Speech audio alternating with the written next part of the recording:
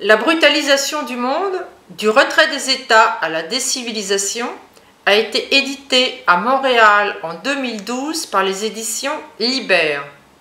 Dans cette recherche, j'ai mis en synergie les apports de la sociologie politique, de l'histoire et de la psychanalyse afin de forger les outils d'une meilleure compréhension de l'international. Dans une perspective transnationaliste, je me suis efforcée de mettre au jour les dynamiques enchevêtrées de l'interne et de l'international pour revisiter la dialectique paix et guerre chère aux théoriciens réalistes. L'ouvrage se compose de 2 parties, dotées de 2 chapitres.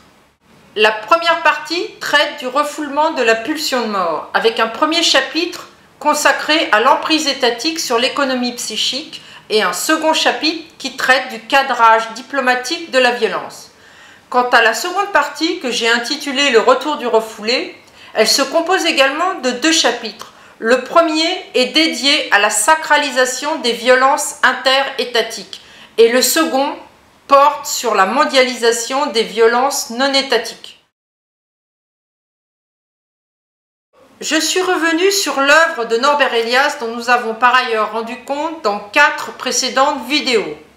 Dans cet ouvrage, je me suis plus particulièrement centrée sur sa thèse du processus civilisationnel, suivant laquelle les sociétés évolueraient dans le cadre d'un mouvement de régression des violences individuelles.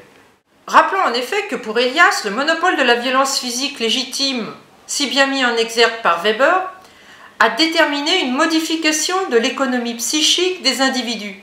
Or, cette approche apparaît tout à fait précieuse pour aborder le mixing micro-macro qui caractérise aujourd'hui la scène mondiale.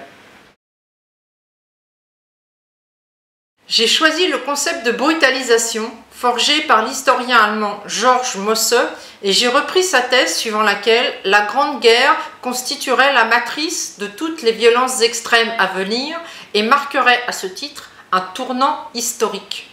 Partant du fameux retrait de l'État analysé par Susan Strange, retrait de l'État qui se caractérise sur le plan mondial par une perte de l'autorité étatique, j'ai avancé l'hypothèse que le processus civilisationnel cédait aujourd'hui la place à un processus de brutalisation.